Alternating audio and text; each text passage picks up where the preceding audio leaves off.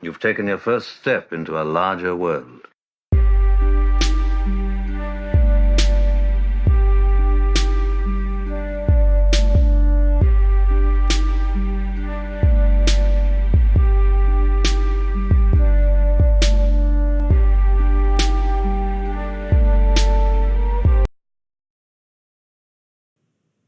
This is so fancy. I get to see how the sausage is made. Yeah. You get to see how producer Chris is making his mark. No, he's actually making sausage in the corner of his office, too.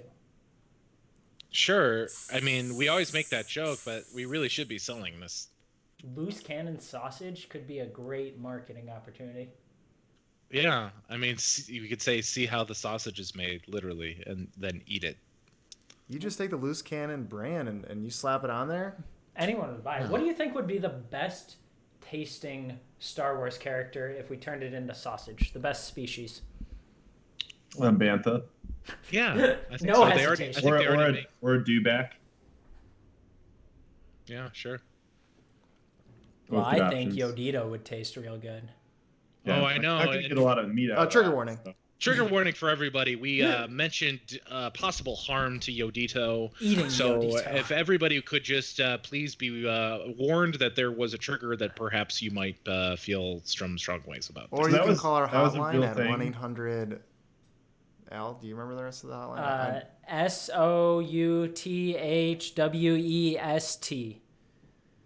Southwest? Yeah. What does that mean? I mean, they'll help you with something. It might Okay. not be trauma. So let's get this out of the way, boys, and we could do like our intros or whatever. But like, so there's the idea that this chapter of The Mandalorian needed a trigger warning. There was a very popular thread, but it was also popular because it got so much backlash. But there's a popular thread on Twitter that the Rise of Skywalker promotes. Abusive relationships. And granted, yes, we're four of us are white men. We get it. We're check our privilege here. But like, at what point do we not say villains are being villains? Right? Because like, there's one thing you could say like, oh, there's going to be some traumatic things that happen, and then you could go, these people are bad and they do bad things. Well, and it's then also we don't like them. Spoiler alert, but the beginning of the movie starts with Kylo Ren massacring people and pile driving them into a lava planet. So, I mean, not to like split hairs and say like, certain trigger warnings for certain triggers, but like it starts off with killing and violence, even if it's somewhat neutered. So You if we need a nailed it trigger- on the head, man. You can do whatever you want to someone that you don't like, but as long, that's basically what we're saying here, right? That's what those people are saying. As As long as they're overarching- wearing a white uniform, do whatever the heck you want. It's the true message of all of the Star Wars movies. As long as one guy's wearing his funny hat and it doesn't look like your funny hat, go ahead and blow his planet up, Dude, I saw a thread on Twitter that was talking about the most recent movie being problematic because they spoke in an abusive and condescending manner to C-3PO. And like, this is a robot in a fictional universe. Well, This did is you not guys ever problematic. see what Han used to say to Yes! We do realize that this new ecosystem on the internet is not just made for the people who like to be outraged, but by the people who like to be outraged about the fake outrage. So Well, the by outrage Alex culture clicking on has- this article, Yep. they're the Jawas of the blogosphere. They're creating I their know. I ship need to parts. just stay off Twitter and everything, and I'd be a happier human. So these are the people that do that. They don't have enough problems. No. They don't. These are the same people that think that The Office is mean because they bully Dwight. You know, like he had it coming. Every single thing he had coming. Yeah. So intros. Let's start the episode. Yeah. Nick. Okay, hey, you're listening to the not penultimate. I always want to say penultimate, but that means second to last. This is the last episode of Ride the Blurrg season 1.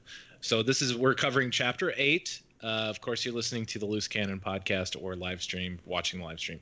I'm Nick Oswald. We got just our Cannon boys closing it out with just my ride or dies right now. We got co-host Patrick Ebersol. Oh, hey guys, hi, hello. And Alex Lowe. I am no living thing. You are no living thing. And in person together with Alex Lowe is Chris Higgins. My name is a trigger warning. Whenever we say Chris Higgins, that's our stand-in for trigger warning. I should have used a IG-11 quote when I introduced myself and said, I'm a nurse bot. However you say nurse bot in New Zealand accent. That was close. I'm a nurse bot. Oh, those funny people. My protocol calls for me to take care of this baby. Maybe the dingo ate your baby.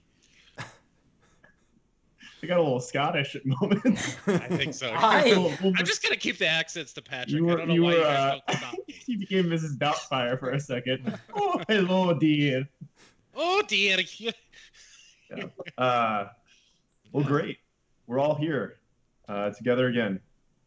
To close out the year and to close out this season of The Mandalorian. So I think there'll be a little bit of a dual purpose here because we'll talk about, of course, Chapter 8 and all of the fun things that happened in it. But I think maybe we could also close out the season, the first live-action television Star Wars, piece of content that came our way, and maybe we can be thankful and say, hey, Disney, please give us more. I think I'm pretty sure they're all in on giving us more Mando at this point. I mean, they just from Yodito right? alone. I don't know if they Season 2 coming September. Yeah, they did. 2020. Yeah, it's really good because I forget, like, is there anything lined up with Disney Plus? Like, I mean, I could imagine a lot of people are going to be dropping their subscription in January. So yeah, it's kind of a bit of a desert right now. So I'm somewhat suspicious that Disney might pull a Beyonce and just drop some movie everyone wants without knowing they want it, and saying like, hey, it's coming out tomorrow, sort of thing, whether it's Marvel or Star Wars or, whatever, that kind of thing. But yeah, right now there's nothing on the slate to be particularly excited about. Because Mando was the marquee, right? This was like by far the most popular television show, I think, by streaming thing, I think, in the last 4 weeks or so, or last 8 weeks, however long this has been. So they have a captive audience right now, people that are watching this show, that love this show, rightly so. And it's kind of interesting to me that they didn't have anything Star Wars lined up for it. Now, granted, I'm imagining they're going to do a huge rollout for Rise of Skywalker because they don't have any streaming deals, I'm guessing. So I'm guessing it's going to go straight to Disney. Disney Plus. So on the note of Disney Plus, clearly you guys didn't do your research into what's coming up. So January 1st, 2020, Holes will be coming to Disney Plus. February 16th. God. I guess I won't cancel now. Yes, February 16th, 2020, Marvel's Iron Man and Hulk, Heroes United. Black Panther is releasing in March 2020. A Wrinkle in Time, end of March 2020. A movie called Mars Needs Moms on April 1st, 2020. It came out the same weekend as The Dark calendar. Knight, by the way. Yeah, a movie called, as if you haven't heard of that movie, Alex, and watched All the Homeward Bounds on May 1st, 2020. Okay, I'll stand for that. No, the first one's an evergreen movie. Yes. Tarzan and Tarzan 2 in June 2020. The Mighty Ducks in July 2020. There is no reason. How is that not already on there? I don't know, but it's not. It takes a while to open up the vault, Nick. Okay. They gotta deep dive into that vault, aka they gotta like make sure all of their contracts are fulfilled by all. So many Orlando manual service workers die to open up that vault. It is actually the vault for Mighty Ducks is in Emilio Estevez's basement, so they gotta like. That's where break in Emilio and get it out. Estevez has been the last 20 years. Is Yes. sealed inside the Disney vault. They painted Emilio Estevez's house like "Don't See Me Green," like that green color at Disneyland that they don't want you to look at. Like they painted it as like, "There's nothing to see here, folks." We didn't keep that on here or anything. But yes, back to the Mandalorian. Episode 8, Chapter 8. We're done with the season, and they took off his mask. We had to see our Pascal boy. You know, We really didn't, and that is my biggest complaint with this episode. Is You knew it was coming. I Dude. did, but I hoped they would be better than I expected. All my theories did not come to pass. So much theorizing, and it just went to shit. Wait, Yeah. what was your theory on this? That it was going to be some actor that did not look anything like Pedro Pascal. So they were just. It gonna was be a James long- Earl Jones under the mask. Do a little like bait and switch and have like, oh, by the way, it's actually Kevin Bacon under there. Gotcha. Or Kevin Hart. Kevin Hart, yeah. There was that one, and the other one was my backdoor idea for cloning of Yodito being a clone of Yoda, and that being an explanation for what's going on with the Emperor and Rise of Skywalker. So both of them just an utter failure. Well, that one still could come. Yeah, that's gonna come in season 2020, and already one of our biggest premonitions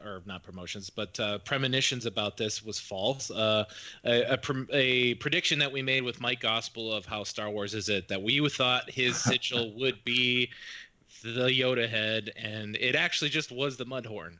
His sigil is the Mudhorn again. I mean, the Mudhorn is much cooler looking. I mean, yeah, but it would have been so dope just to have like the big ears. Like I was just Baby Yoda drinking a soup, and that's your yeah. the broth drinker. I cannot wait for the cosplays this year at the various cons. But there's going to be some really good Baby Yoda cosplays. There's going to be. I had a really good idea, and everyone needs to take this idea from me because I want to see it in fruition. But a Rey with name change papers. So like a DMV, like, you know, she went to the Social Security office to change her last name. It's very subtle. You'd have to go walk up to people and show it. But, you know. She changed her name to Rey Star Wars, right? Yeah, it says Rey Star Wars. Yes. Yeah, and then for Rose Tico, they could just like hide under a bush or something and not actually be there. But like you have to have that. That's a 2Z. Like there has to be a second person in that duo, and the other person is JJ, like pointing and yelling, "Stay up!"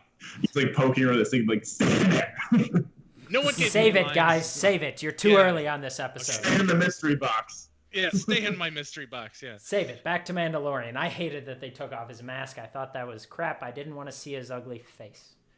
He's not ugly. Pedro Pascal is a handsome man. Any man. They could have pulled it off, and it could have been Ewan McGregor, and I wouldn't have cared. I didn't want to see his face. He's also a very good-looking man. So. I know. I think just they- thought, like, I know it was coming. I just think it would have been way cooler if it didn't. Yeah, it would have been cool if it was like a tease, right? Like if IG was about to pull it off, but he didn't pull it off, or like, okay, fine, fair enough, and he like sprays the back to up like the front of the mask or something. It would have been actually kind of funny if it fogged up the mask a little bit. Yeah. It's like insulation or something. Yeah.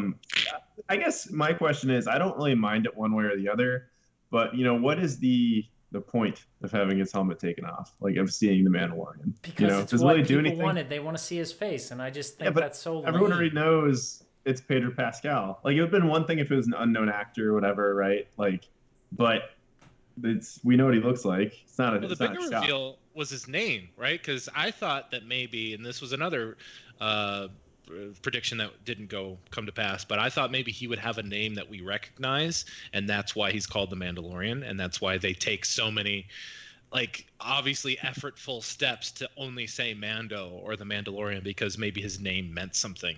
But his name is Din Djarin. I'm Dexter Jetster Jr. Dexter Jester Jr. Yes, I'm the love child of Dexter and someone else. But that wasn't the case, and he still has a cool ass name, and I'm sure we're gonna learn more about Din Djarin as things go forward. But I thought that was gonna be the bigger reveal than taking his helmet off. Like I actually did. I was fine with his helmet coming off.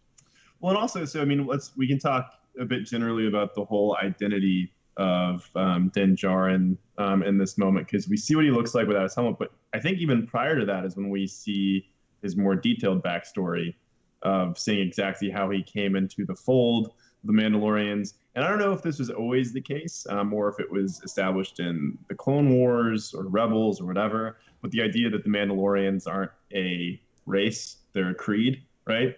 So that was the second thing we see there in that moment where they show him being rescued by this like SWAT team of Mandalorians, where for me, I always thought the Mandalorians were this, brutal, crazy Mad Max like planet of warmongering crazy dudes. And in this, we're seeing more of like a UN Peace Corps Council or something like coming down, and they certainly like their fighting, and they obviously the weapons are a part of the religion. They even talk about like you have to earn the jetpack, like in I can't remember how the armor puts it, but I had to watch it that specific scene a second time because I thought, wait, when he gets shut in that cellar, do we know that it wasn't the Mandalorians that actually killed his parents? But then when you watch it again, there's a boom and the doors kind of jump up and jump down. The doors open up and it's the battle droid again. So they are putting that theory to bed that the Mandalorians are actually killing his parents. Yeah, and they all. Something that I thought was kind of strange too is that all of them are very, very much similar looking to Boba Fett.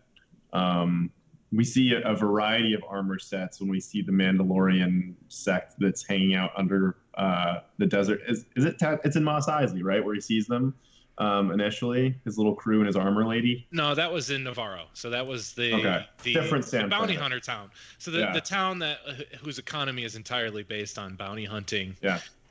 As like how Cleveland is entirely based on LeBron James. That was what I was gonna say. Well done. Yeah.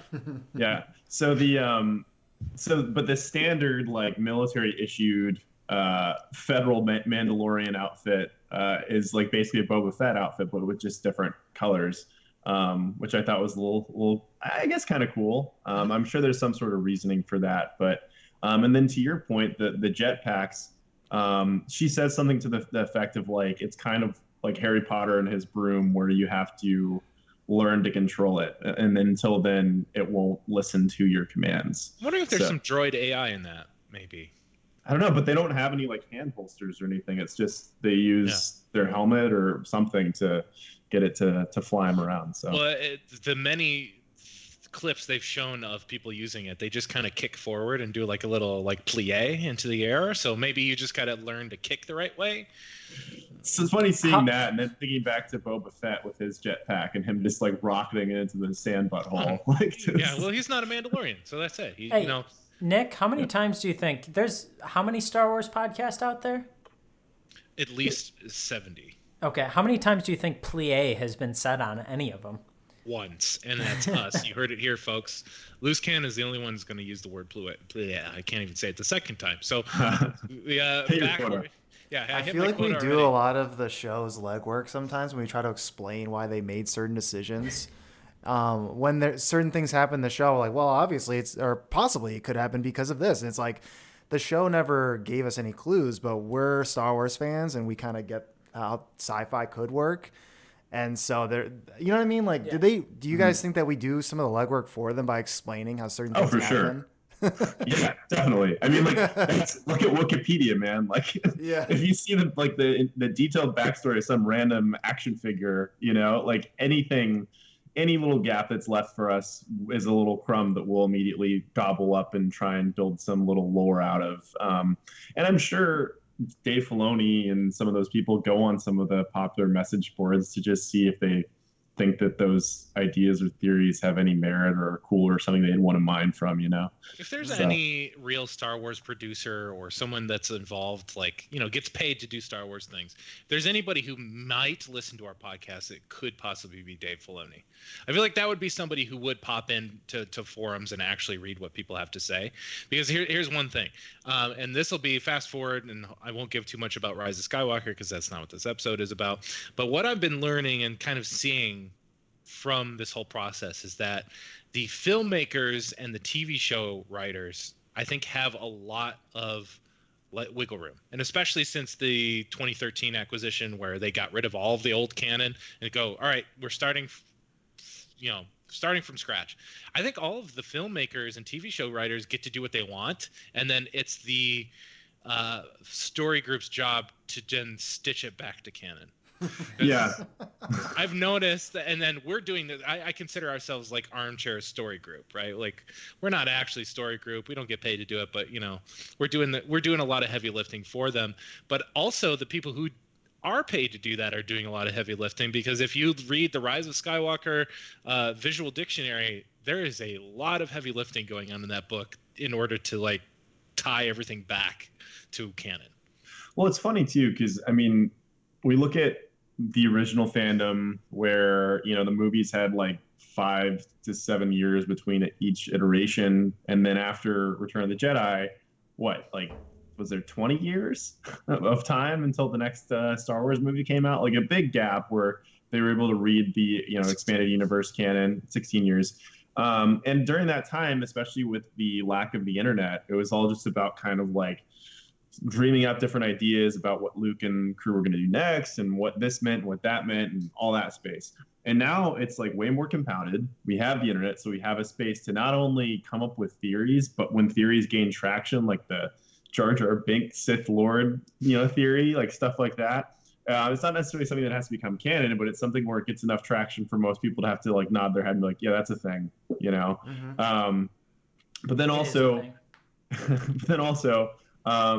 and again, we'll save it for later podcasts. But now with Disney, it's hard to tell what they are intentionally leaving space for because they're going to address it later in some other form of canon, whether that be a Disney Plus show or video game, some other property, or they're trying to do the stuff from olden days and say like, hey, it's whatever you want it to be, man. Which is it's kind of a tricky line now because we can't tell if it's intentional that they're kind of laying some of this stuff out there without much explanation, or if they're just like, they'll figure it out, Mm-hmm. Yeah, or it's sloppy writing and editing, but it could be all those things too. And I do think that a lot of times, that's why I'm willing to watch a show for like a while before I make like a concrete judgment, because I'm like, you don't know what's gonna happen. Like when everyone has talked about like the prior Star Wars movies, I was like, I don't want to make a concrete judgment yet because there's still another movie to come out. I want to see how they tie some of these loose threads. You don't exactly know how the ending of this is going to be, and you could say the same thing about The Mandalorian too as the show went on. Sure. I mean, and some of my complaints from the earlier episodes, it was in part because it was more just like warning signs to me where I was like, this isn't a definitive judgment. I'm gonna keep watching the show. Mm-hmm. And then once the season's over, I feel like that's a fair point to like take a step back and say like, how do I like it? Yeah, I agree. And I think all of us have been satisfied from this season, right? Absolutely. Yeah. I feel like I've been a little bit let down. Really? Yeah. Oh, well, screw you, Chris. Oh, shit. We have to stop recording. Wait, Turn let it that off. part out. I loved everything about it. No, I was hoping for things to wrap up. I honestly, in a little bit more of a meaningful way for me, entertaining as it was, I just feel like every week when a new episode would come out, I wasn't like, I just can't wait to put this on. I would usually wait till Sunday before the podcast to make sure I watched it. It just didn't seem like must-see television. I'll say that's fair, and I'm kind of in the same boat on that, but it was enjoyable to watch while watching. While I'm watching it, though, I was always having a good time. So it's like, it's sort of I feel a little conflicted. Mm-hmm. Yeah, I mean, I think the first season was really just them having their action figures and being like, all right, guys, like, let's just play around with these and see what we're doing here. And that's how it is with a lot of TV shows. Like, the first season tends to just be sort of figuring out what the show is. Look at the first season of The Office. Like, those 6 episodes Breaking are Bad. That is terrible true. compared to the rest. Yeah, I think that's true. Fair to point that out, that some shows have gotten better as they've gone on. And I think because it's Star Wars, there's looking towards the future is just something we haven't really been able to do a lot of. No.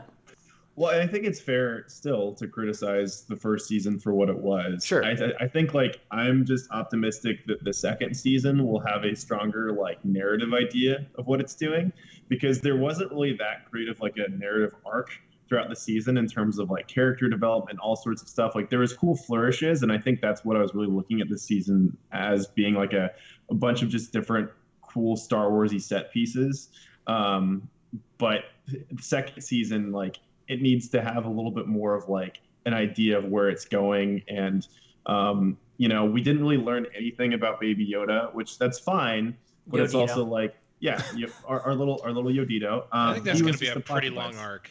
Yeah, it will be, and that's fine as long as they keep on leaving breadcrumbs that keep on giving an idea, like, hey, we're doing something here. Like, come along with us. We know what we're doing. Like, we were talking about Watchmen. Every episode there was mysteries that were put there, but you never had this feeling. I never had a feeling that I was just being strung along, and that there was just mysteries being invented for the sake of mysteries. Even though Damon Lindelof loves to let people down on mysteries. He's starting All to right, learn. I right loved the last season of Lost, so.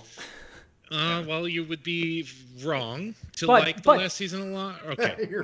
But I think that's a valid point. And so, you know, Jon Favreau hasn't been a showrunner before, as far as I understand.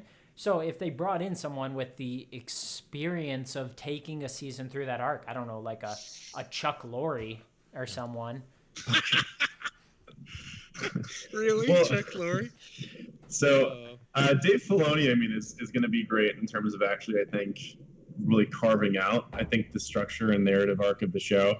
But yeah, I think they could just get one of the directors from this last season and have that one be the showrunner or something, you know? Like, I think that... Or Chuck Lorre. I like the idea of a Chuck Lorre season. Yeah. Speaking of showrunners, did anybody watch Elf this season and go, this is the guy that makes The Mandalorian? Yeah, I Oh, watched yeah. it Christmas All right. Eve. Yeah, and I saw was that like, too. Yeah. I was just This like, is oh, man. What he became. Like, I was trying to watch connections to, like, his storytelling from Elf into Mandalorian. I didn't see anything, obviously, but I, like, kept that. It just, like, was a funny thing to go, like, let's go back in time to 2003 or whenever Elf came out, and you would just, like, tell me, like, hey, by the way, Disney's going to buy Star Wars, and then this guy's going to make a Star Wars TV show. Or even more so, I went and I watched Swingers probably once a year, and I watched that in like September, and watching him with the phone call scene to then The Mandalorian. I would love next season for there to be a scene where Mandy cooks a grilled cheese for Yodito, and they do it like, I don't know if you guys saw Chef at all, but it's all these food porn scenes, you know? Oh yeah. It makes the most perfect, yeah. The With some spaghetti good de jazz alioli. music playing in the background. Yeah, exactly. Yeah. Scarlett Johansson in the next season would be great. We'll see. Yeah, so let's go do a little breakdown here. Everyone involved with this show that had on-screen time pretty much killed it. Now, I will say there's been some awkward dialogue, like we talked about from chapter 6, was it, or chapter 5, with the prison break. There's been some not so great dialogue, but like every little character in this show has been amazing, and I'm really, really excited to see more from Giancarlo Esposito, because he is like somehow already my favorite Imperial. Well, I think great. Every actor that's been cast for a certain type of role has been perfectly cast. Like, Jon Favreau had a really great eye, and you can tell that he was kind of just reaching out to a lot of his buddies for the most part. At least that's the vibe that I got. But it doesn't matter as long as each of those buddies fits their part really well. Like, Bill Burr, I never would have expected to be in a Star Wars production, but he was the right sort of character to be, you know, in a Star Wars production. And he's not dead. He could be back. Mr. Krabs, a.k.a. the guard from Shawshank, a.k.a. Lex Luthor playing the big red demon man. You know, that's a great pick. I just love lots. the two bike troopers. I don't know if you were being Yeah. serious, Nick, about their dialogue being cringy, because that was one of my favorite scenes of the I, season. I will correct you there. I didn't think it was cringy. I think it just went a skosh too long. Well, Yeah, for a that was 30-minute part of what I episode. loved about it, though. And did you guys look up who those two were? Jason Sudeikis, I recognized his voice, but the other one not as much. It was Sudeikis and Adam Pally, who are like two of my favorite comedic actors. And I don't know if you guys watched Happy Endings at all. That's what I know Adam Pally. Oh, has. yeah. But- No, that you've told me to watch the show. Quick aside: has anybody else watched Sack Lunch Bunch yet? Not yet. Okay, so there's this isn't a spoiler, but there is a scene where John Mulaney is doing a focus group about a kids movie with kids, but the kids all have very adult responses to things, and one of their things is, was there any voices that you guys couldn't quite place but knew you should have? And it was like there's this funny, he's like, oh yeah, there's this one guy, and then he names who they are, and they all go, yeah, I should have known that was him. So it's funny like to have like 5-year-olds, or 8-year-old kids have this kind of connection, but there's exactly the reaction I had to Sudeikis. I'm like, I should know who that person is. And Well- when you guys see Sack Lunch Bunch, you'll get it. Anytime there's a stormtrooper now, and I like this, anytime there's a stormtrooper in any of the movies, and now in Mandalorian, it's a game for me to figure out, all right, what celebrity is voicing this stormtrooper? Because every time they're casting a celebrity as that stormtrooper, and whether it's been like Daniel Craig or Sudeikis or whoever, there's always someone you can try and like whittle out of there. So, and that's been some of the fun of this season too, is that for the most part, almost every actor that's playing a role, with the exception of the Han Solo wannabe guy from the one episode, you can recognize the actors from something else that you've seen. Which, by the way, did you see the blowback from that guy? No. So he tweeted about hating The Rise of Skywalker and said, "Big failure, worst movie this year," and obviously Star Wars Twitter really turned on him. It's like, you have the worst character in The Mandalorian. You should die. You should die now. Like, come on, guys. He just didn't like the movie. It's fine.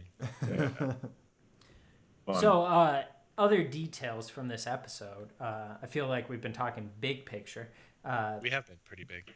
But in terms of the specifics of this episode, I mentioned that I didn't like the helmet being taken off, and I also didn't like the flashback. And you guys knew that. I said 6 episodes ago that I didn't want to see a bunch of flashbacks of it. But I did like that, and I can't pronounce his name, that Taika, he directed this episode, and it was the episode where IG just absolutely wrecked everything coming in. Yeah. It's like, all right, R.I.P. now it's my turn to shine. I feel like that must have been Taika's idea to turn the IG droid into a nurse droid. Like, that feels very much like something, if you guys know Taika Waititi, a nurse droid. He did Thor Ragnarok, Hunt for the Wilder People, did Flight of Full Conchords. disclosure, Taika Waititi wrote and directed my favorite Marvel movie of all time. So anything he touches is good. So like it was a really nice way to see that he was the director of this episode, and also like you guys said, he picked the best episode for IG to shine. Yeah, Well, the he has hero of the episode. he has a particularly zany, like playful sense of humor, which I think suits the Star Wars world really well, especially like this show where I think a lot of us were thinking it was going to try and be a lot more gritty than it ended up being, which that's fine as long as we're having fun watching it. And I think this episode particularly like balanced all of the, threat of the new Moff they're taking on with the, them being pinned down, with the wackiness of now this like assassin droid has been reprogrammed to be a nanny, fun things like that. And killing with efficiency, all that sort of stuff is really cool. I loved it. So they got the makes Solo 2 happens hashtag on the internet. We need to make a Taika Star Wars movie happen. Dude, definitely. Because if we have the Feige-verse come to Star Wars, like the rumors are going to be, and then it's going to be more of a like Marvel like situation where it's not trilogies, it's just all a bunch of movies that kind of tie together. Like a Taika Waititi Star Wars movie that's really funny would fit in really well. And he saved Thor. Like, Thor was a nothing character. I hated the character Thor until that movie. I was like, I do not care about Thor, and now he's like my favorite guy besides Cap. Yep. So no, bring Taika back. I think we all like our boy Taika. And his name's so fun to say. Like the most fun. Waikiki. Yeah. We have a listener question about the, or not even really a question, just a suggestion about the droid banter. And let me just say that droid banter across Star Wars is maybe one of my favorite aspects of Star Wars. Droid banter in the last episode. Anyone have thoughts? Wait, which one are we talking? Chapter 7? What's the droid banter here? 8. What am I missing? The only droid I can think of is the fairy droid. The fairy droid out of the just ends up being a swole R2 unit. Yeah, I love that. That was hilarious. It's very disquieting. Oh, sorry, stormtroopers. The person meant, yeah. So we covered that a little bit, but I also like the I'm droid of the banter. opinion that I think we should go down that road. But he's actually what he meant to say, or the person that commented said, "Sorry, stormtrooper banter." So yeah. We did touch on that, and I'm with you. I really enjoyed that, and I was like, have we ever had stormtrooper dialogue go this long before in any Star Wars? I hadn't laughed out loud at this season until they had their guns out and they're trying to shoot the can on the ground. I love that. They've really dug into that in Star Wars recently, that stormtroopers are really bad. I mean, we've always laughed about it, and it was always like an inside joke, but now they're like just out there recognizing it. Yeah, They're somewhat implying that the guns are bad. Like they keep like looking at their gun, like why can't when you're not good at shooting, you always blame your gun. Yeah, let me say, when I played baseball and I would strike out, I would look at my bat every time, but it wasn't the bat's fault. That's because you corked it and you were just hoping nobody noticed. So I love that scene too, especially like right off the bat. No pun intended. But I think the thing for me was that with each episode being 30 to 40 minutes long, especially with this being the season finale, and that scene goes on as long as it goes, I'm like, all right, guys, like, what else are we doing here? You know, it's kind of how I felt throughout the entirety of the last season of Game of Thrones, where they had like 4 episodes. At any time there was any sort of just like hanging out, eating bread scene, I'd be like, why are we doing this? Come on. So what's the purpose of this? Yeah, I found it very entertaining, but I was also just getting a little bit too like mechanical with like, all right, let's move the story forward. Like we got that it. was the only reason why it was the longest episode, is because they had to have the Sudeikis scene in there. Well, and it's not like they have a hard 42-minute window or something like that, so they could extend it because of that. Also, on the note of Game of Thrones, you guys know how I've never watched Game of Thrones. You have to drop that. Everyone has to always drop that. I know, but I did win Game of Thrones Monopoly last night. Shout out listeners Lauren and Sally, who are better at Game of Thrones but lost to me in Game of Thrones Monopoly. Hey, how do you know when somebody hasn't watched Game of Thrones? Because they tell you right away. Don't worry, they'll tell you. Yeah. Yeah. Yes, it was the foreplay before the main event. Yeah. Thank you. Hey, I'll create your sigil and put on your poly like right now. I'll tell you, like, hasn't watched Game of Thrones. Good. I also canceled my Netflix account. I tell everyone that too. Yeah. Someone get Maz Kanata in here to give him his medal. Yeah. Please. And everyone will clap. Yes. So, any other like specific parts of the episode you guys want to talk about? I have very limited notes. It's called Redemption. What's actually being redeemed? Who's redeeming? Bro. I think IG is redeeming himself, right? Because he's no longer a cold killing machine. He's a protector. He was forced by Queel to, in fact, do this redemption. Yeah, well, hey. But now he's likable, I guess. And then I guess you could also say the Mandalorian. I don't feel like that's necessarily as earned, because was it this 3rd episode or the 2nd episode where he decides, no, I'm keeping Yodito. So it hasn't really been that much of a U-turn for him throughout this season. I think we can tell he's a pretty decent dude by the 2nd episode. I got a little worried, and this is still in the theme of redemption. I got a little worried that maybe the Mandalorians were going to turn to him at some point, because he kind of broke rules a little bit. And I guess like Mandalorian rules are different from guild rules, so he really did break the guild rules, absolutely. But there's no guild left and whatever, and everyone seems to be dead, and these Imperials are dead and whatnot. But like I thought, like, all right, you are risking everything, and also putting they call it the covert, putting the covert at risk over this baby. But now it seems like that's sort of their mission, is to take care of children. And so I think maybe there's nothing to redeem here, but it seems like they were okay with it, because like, oh, okay, yeah, you're taking care of a child. That makes sense.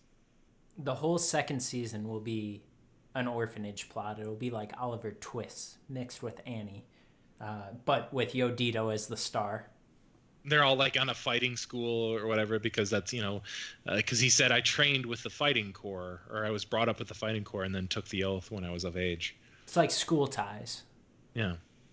Okay, so the redemption, I don't know if it's necessarily Mandalorian's redemption, because he's not really redeeming anything that he did wrong. This is the way. He's taking care of a child. And then also now, according to the armorer, he is as the father of this child until he either trains the child to be a Mandalorian, which, oh my God, if that was the full arc of the show, was raising a baby Yoda to be a Mandalorian, I'm on board for that. Or return it back to his parents, which also poses an interesting question. I'm on board with either of those directions. At least it has. I feel like you could have two different interesting places it could go, but I did not see a lot of redemption, and other than IG-11, I guess. But I don't really feel a lot of emotional weight with it because he's a droid. I guess to get George Lucasy here, the first episode ends with IG-11 about to kill the baby, and the last episode ends with him sacrificing himself to save the baby. So, right, 100%. That's probably why they're trying to say redemption. But again, it's like IG-11 was gone for all these episodes up until now, so we can't really care that much about it. I mean, I'm gonna miss Taika. I want him to come back. They better have a USB stick and some other droid that puts Taika in them too. But yeah, it just, the redemption part is like, okay, fine. I should clarify.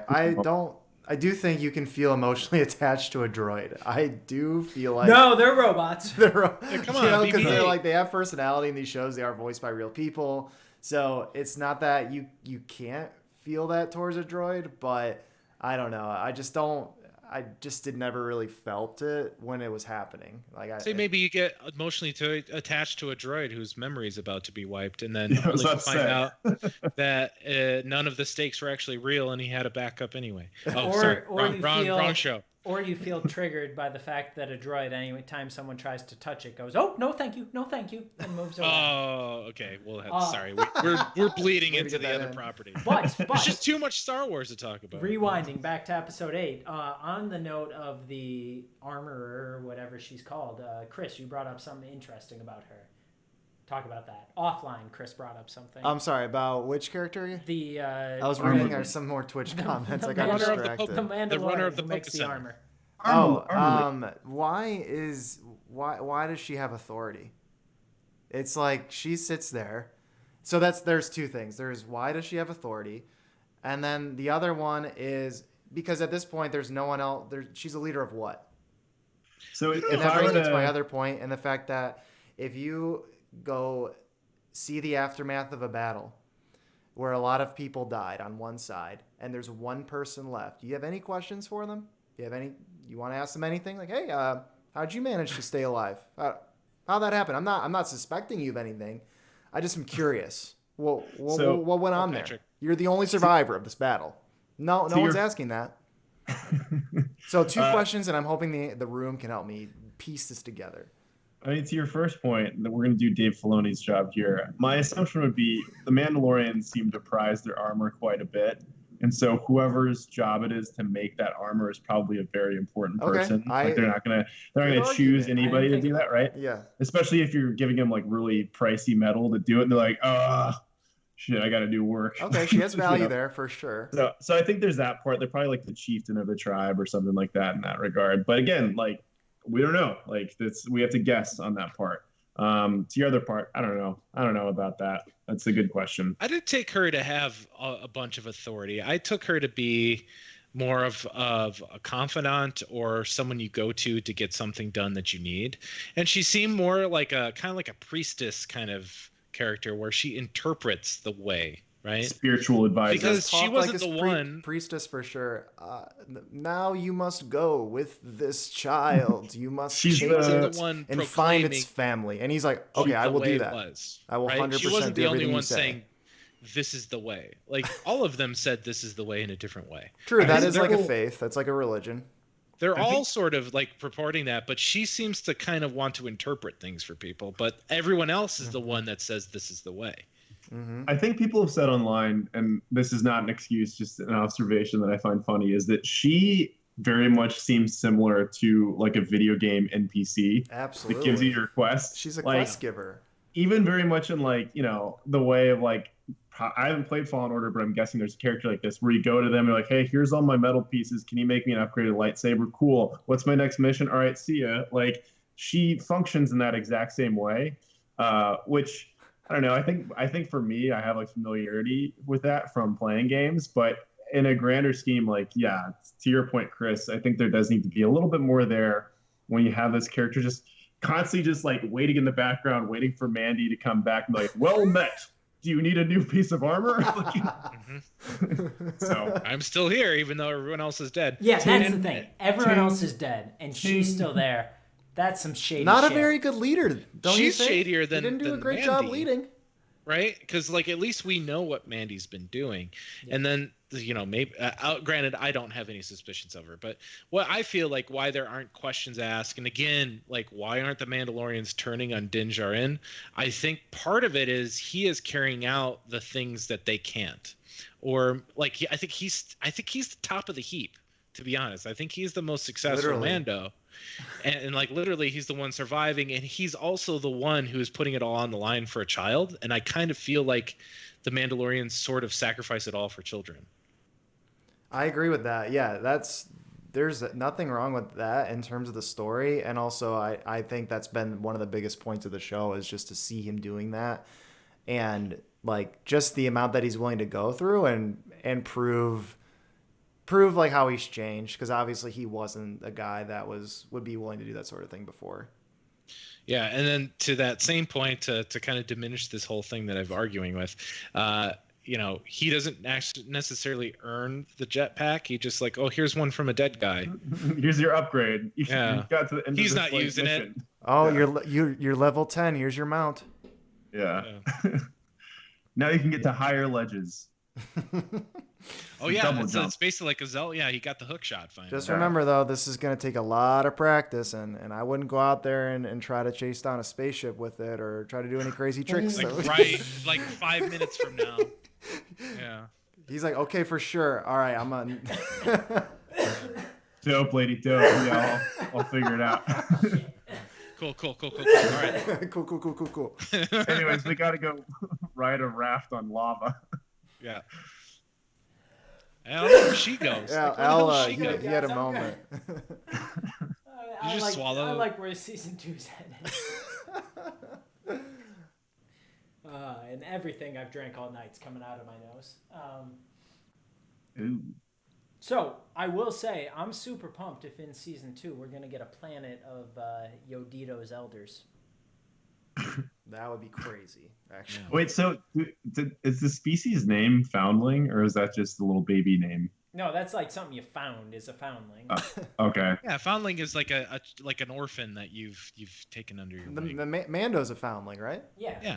I'm a foundling. Din Not Djarin. yet. Okay. So I will be found someday. Yeah. that's the next big reveal that has been left dangling, is what the species of the Yodas are. And it's gonna be the lamest thing. It's gonna be like Kiddly Wash. I don't know. I mean, What the Din Djarin is that a name? decent name. So Yeah. let's see. And did you guys find that like Din Djarin wasn't some like this wasn't like a weird secretive name? It was just more of a thing that nobody says it anymore. So the fact that that guy knows it is weird, and so that like kind of flipped it. It wasn't like some like weird sacred thing that Mandos need to forget their name. Yeah. Or that he was a Palpatine. Yeah. Oh yeah. I believe you have Din Palpatine in there. How crazy would that have been? Sheev's third cousin Din. It took so much restraint in the writer's room not to do it. Yeah. What if his full name is Din Djarin Hutt? Then you've got Somewhere me there back was a on board. writer's room where JJ was holding everyone at gunpoint. It's like, no. Oh wait, we have to get to the ending soon. I don't know if we're getting there, but the ending scene, because this is something that sure. Al Let's get there. has brought up before about what he didn't want to happen and did happen. Oh, I can't wait to hear this. Yeah, I'll let you just keep going. It's Okay. too painful. So So when the what's the guy's name? That Moff Gideon. The Moff. Yes, Gideon, thank you. yes. When Moff Gideon's ship crashed, he gets out of his ship by tearing it apart with a blade, and that blade has a lot of significance in Star Wars, and it's sort of like, Al, when you were saying that you didn't want it to be like, well, this episode was pretty good, or it was okay, but we're bringing this Easter egg from... And now fans are excited! Yeah, and they did exactly that. And I just think it's interesting. Again, same thing for me. That diminished the whole episode for me. I thought the episode was stellar without the Darksaber. And again, I'll bring this another point. If you are not a Clone Wars Rebels watcher, that thing has no significance to you. And that thing poking out is like not like a huge jaw-dropping moment, in which I am not personally. So that didn't like have something where I'm flipping out of my chair about. But then on the same token, I know what it is and I know its significance with it, and then it's a Mandalorian weapon that now has. Obviously, I guess it's implied that these Imperials killed all the Mandos and then grabbed this Darksaber, and he shouldn't have it. But like, I do not like the idea of Star Wars just referencing itself over and over again. Like we've blazed a lot of new trails. We also didn't blaze a lot of new trails. There's a lot of self-referential stuff in this, but like that was the most like self-aware, self-referential thing where it's like we gotta just keep making new stuff. We can't just refer to ourselves here. Well, and again, in my book, that's the Disneyfication of it. Like, Sure. that is what Marvel did. A lot. But on the other flip side, because I think that you could say it is a crutch, and I think you wouldn't even be wrong about... I wouldn't really disagree. I think it could be like a crutch with the show. But could you also argue that is continuing on the story of the Mandalorians that has been told throughout now 3 different seasons of Star Wars TV? I mean, you could. You could, because I did, but... Yeah, I mean, I think it's a lot of it's, and we talked about this earlier, is that fan service is really dictated by how it's presented. Totally. And this was totally just like a strobe light thing of like, look at the Darksaber! Like, Yeah, it's pretty, it's cool. Look as it pokes out of a TIE Like, fighter. if We it had just been look like at an it. ending shot of him like bringing his gloved hand down to his like belt and just pulling out this thing and igniting it, and then it immediately cuts to black, like that would have been something different, right? But this is the whole thing where he's like, going to the thing as you're just like, what the hell is that black thing going on? I don't know. I think that like that feels a little I don't know, it just feels a little hokey presenting it that way. It did I'm feel fine hokey. with them Yeah. showing artifacts or things that allude to other objects. If like, again, we were talking about if like Boba Fett's like helmet showed up or something like that. Like, it's all about how they show it. We don't want Mandalorian to be like, oh, this guy, he's actually from my clan, or like whatever, like pointing it to the camera. You just want it to be a thing where like, we know what it is, move along. Or if we don't know what it is and it's gonna be a big part of the next story, like we understand that more details will come, whatever. So What sucks is in and of itself, the Darksaber is a cool thing. yeah. It is. So to see yeah. it on a live action show is like, that is a cool thing. So I want to Yeah. give it props for being a cool thing. But at the same token, like, again, it's like the self-referential stuff that it's like it's a thing for me. It's like, I remember that, like the thing that Red Letter Media always makes fun of is like, oh, Darth Vader, I remember him, you know? Yeah.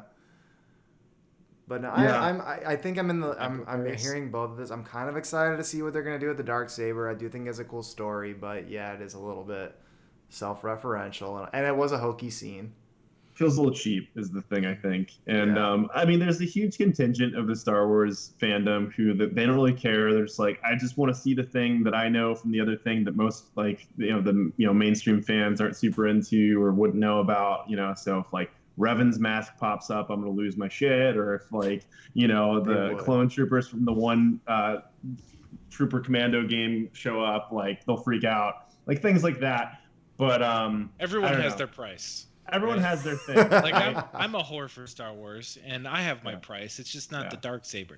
Like if they have the Isalamari things that like the animals, the like feathered salamanders that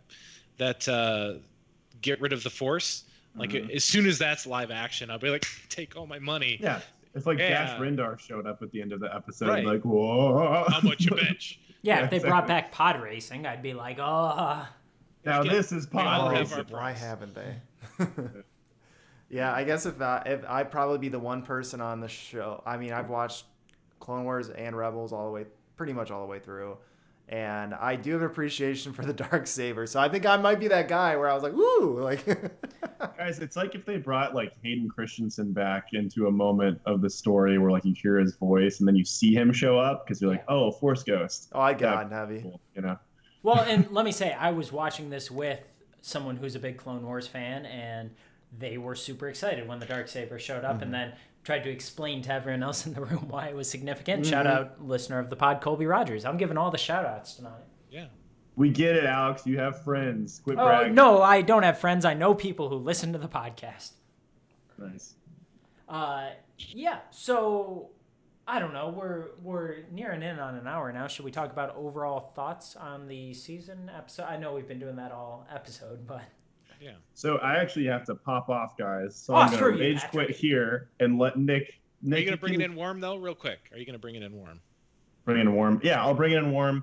Season, came to a good ending. I think I'm excited for season 2, but I'm a little cautious. I'm thinking like, all right, guys, like let's build on that. We have some cool things. Let's build on it, and we'll take it from there. So, them is my thoughts. It's been wonderful talking about this with you guys. Looking forward to getting back to the loose cannon, and Dismounting the Blurrg. yeah, I'm off of my jetpack. thanks, Goodbye. Patty Ice. All right, and then there were three. Whoa. Wow. Jinx. So, Nick, general thoughts on the season? So, extremely feeling blessed that we. No, more have this in general our than that. lives. Too specific. What? That was way too specific. It was a television show. No, more general. Television show are moving pictures Yep. Okay. with sound. Okay. Yeah. Star So no, Wars good. I've Star Wars equals good, and more Star Wars equals more good. So I'll give this like as much as I've been a little gun shy, and we'll get to the Rise of Skywalker eventually. A little gun shy from that show, from that movie. It's called but a like, movie. He's like, oh. the movie show, that picture show. But Star Wars is good, and the more Star Wars, the better. And granted, I think they're using the approach of less is more. So I think we're going to get a little bit less over the next couple of years in terms of films. But I think we will get more Disney Plus because, again, this is very smart commerce because they would rather have my $7 a month than my $14 every other year. Right? So if they can... Let me check the math on that. Yeah, you're right. You're right. Right. Yeah. Even if I do see it twice, which I did see Rise of Skywalker twice. It was better the second time, by the way. Most things, and so $28 over a month every other year is far less valuable to them than just me forgetting to turn off my subscription and either forgetting or being so inspired by their content as to not do it. So I think they have their way forward. Their way forward are, the stories weaving in and out of short format on television into longer format of movies and whatnot. But like overall, this was a great template to go off of. Like it's only going to get better. Some of the more clunky elements of it, I think I'm willing to forgive. The McClunky episode. The McClunkiness of all this, I'm willing to forgive because overall was a compelling story. No matter what people think, people think that Baby Yoda was a cheap thrill, which it kind of was, but I liked it and I was on board for it.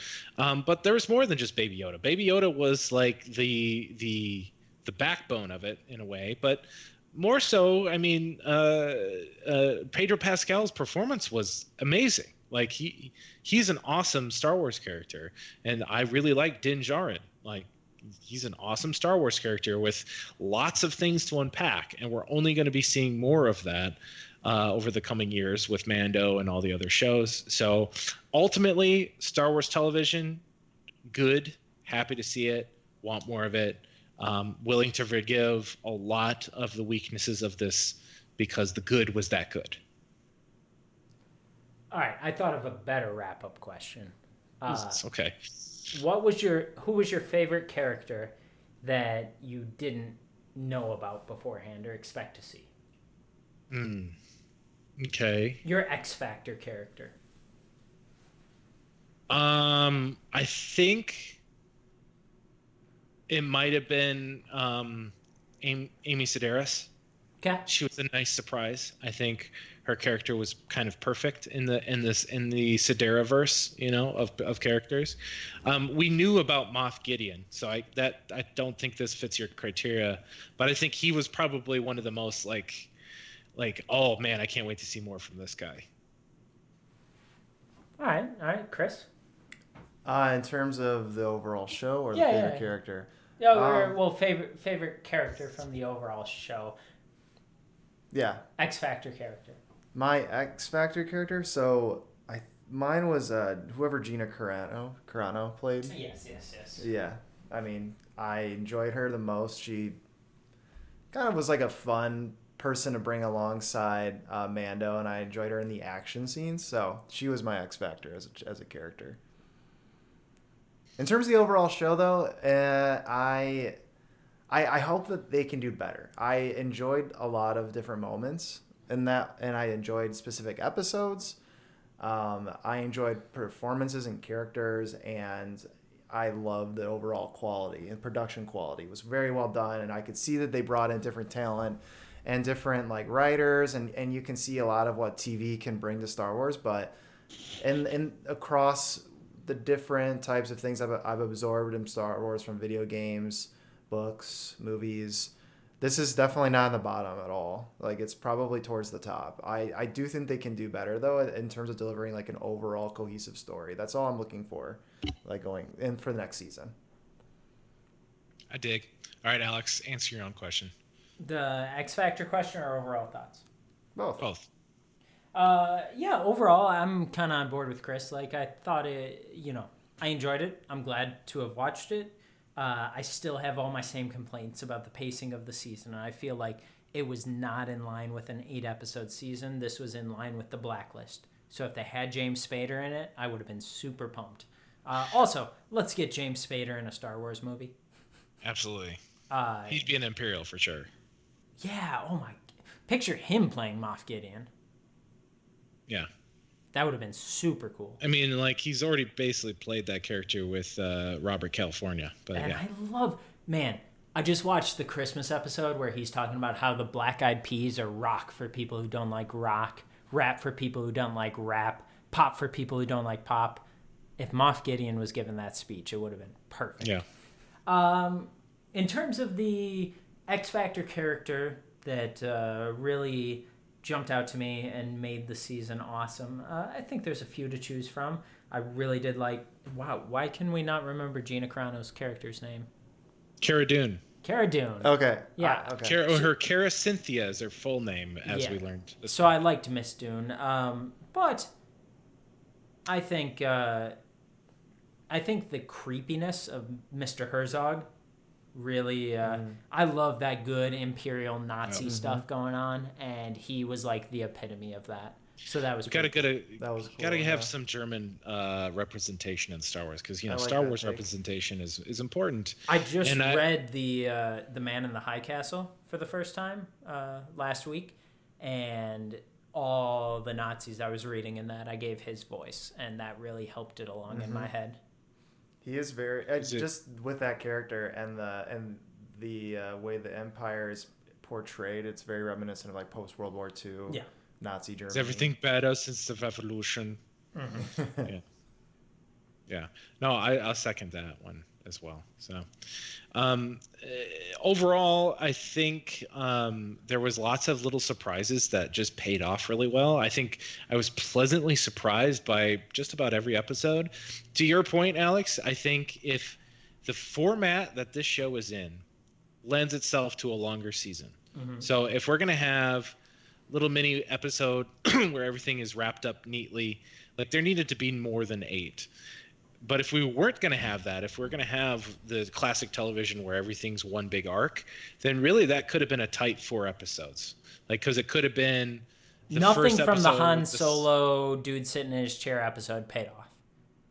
No, not really. Like, it could have been like episode, or like chapter 1, 2, and 3, and then 7 and 8. Mm-hmm. Like, is really all you needed. So I think, to Patrick said this point earlier, I think this show needed to figure out who it was, what it was. we'll see probably more of that, because I would like to see more of 1, 2, 3, 7, and 8 than I would 4 through 6. Good math. But I get it that they had to create different touch points for us to care about Mando in a different way, and we also had little touch points to care about Cara Dune, because she was in what, episode 4, I believe, was her big debut.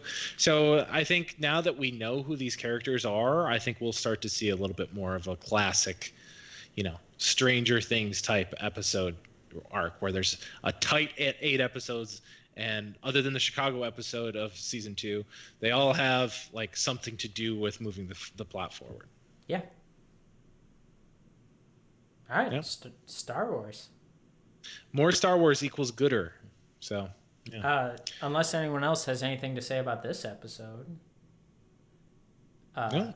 we'll be coming at you pretty soon with our reactions to the latest Star Wars movie. That's right around the river bend. What movie was that? What was it The called? Phantom Skywalker? T. Ross Geller. The Phantom Clone Wars? Yeah. I The love Rise that. of the Phantom Clone Jedi Empire. Empire. Was That's right. back. So we'll be talking about that pretty soon. And then back to our regularly scheduled programming of the questions about the Star Wars universe and explaining really obscure Yeah. stuff. So if you have any of those questions, you can definitely write in Facebook, Twitter, email, send Nick a letter to his home in North Central Illinois. Chris, bleep this all out. Bleep it out. No, go to Nick's house and be like, hey, explain Bleep it. this to me. Not on the episode right now. Yeah. This second. Yeah. Go find me. But that'll all be coming soon. So, yeah, we're looking at a really great 2020 ahead. I don't like that whole New Year sentimental BS, but I think it's going to be a fun year for Star Wars content. Mm-hmm. New Year, same us. Same us for the last, 8 years. Yeah, right? No, we're going to come up on our 6-year anniversary soon. So. What was our first date of our first episode? 4th of July week 2014 was our first episode. Wow. So we're coming up on our 7-year. Really? 2015, No. 16, 17, 18, 19, 26. Math. 6. That's what I just said. Well, all right, not all of us are math majors, Nick. Yeah, clearly. You focused on the English, I focused on the math. But yes, the social media, and tell a friend.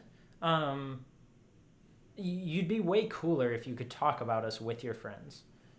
Yeah, I mean, one of the cool things you can bring up with friends is, hey, have you seen that? Have you listened to the Star Wars Loose Cannon podcast? I mean, that's one thing you could bring up to your friends.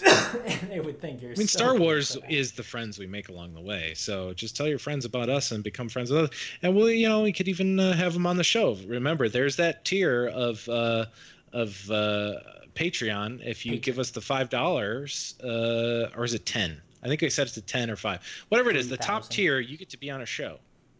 Yeah, we're pretty liberal with who we let on a show at this point, and in 2 years, it would cost a lot more than that to get on the show. So do it now. Gotta get in. Yeah. Gotta get in early. Got to get it in. Yeah. Nick, do you have a Star Wars New Year resolution? I want to play more Star Wars. I want to play more Star Wars games with people, whether that be streaming the Star Wars Fallen Order. Did or you get your PlayStation? Oh yeah, I've been playing through it. Awesome. Yeah, I play Star Wars Battlefront 2 pretty regularly still. For PS2? Sorry, the PS2. new. Actually, they have that on Xbox One that you can play. You can I play the love the original. PS2 The version. original. Yeah. You can play the PlayStation 2 version now, and actually, I played it over the weekend, and it is still so much fun. Okay, so Nick, you're trying to play more video games. Yep. Which I feel like is the opposite of most And more people's New Year's tabletop games. resolution. TBH. Chris, Star Wars New Year's resolution? I want to find a good new Star Wars book or audiobook. Right now, I'm one of those people. I go back and I reread books I really like. Yeah. I'm rereading the Darth Bane trilogy. Okay. Yep. The second book is excellent. I love it. It plays out like a Dungeons and Dragons kind of in Star Wars, but I'm looking for something new. So anyone out there has any recommendations, please send them our way. And my new New Year's Star Wars resolution. I'm gonna try and get a guest that wrote Star Wars books on the podcast for an in-person interview. I live in LA. I need to take advantage of this. Somebody who does kung fu as well. That's the only goal. So I'm coming your way, man. If you're out there and you know kung fu, you also have written a Star Wars book or two. We want to talk to you. Look at you guys. I'm finally looking at the live stream right now because I wasn't seeing you two just looking like buds in your studios. It's like we got like Loose Cannon Studios over there. Hey. Yeah, if we all just moved to the same city, we could record together every week. I don't think that's ever going to happen again. If you're really committed to this podcast, then you're going to move to Rockford. Okay. Yeah. We're going to start at my house. All right, and thank you. Okay, well, you know where to find us, everybody. Go on the socials, share with your friends, give us a good review on iTunes, and you know what? We'll see you next year. Much love. See you guys. Bye, everybody.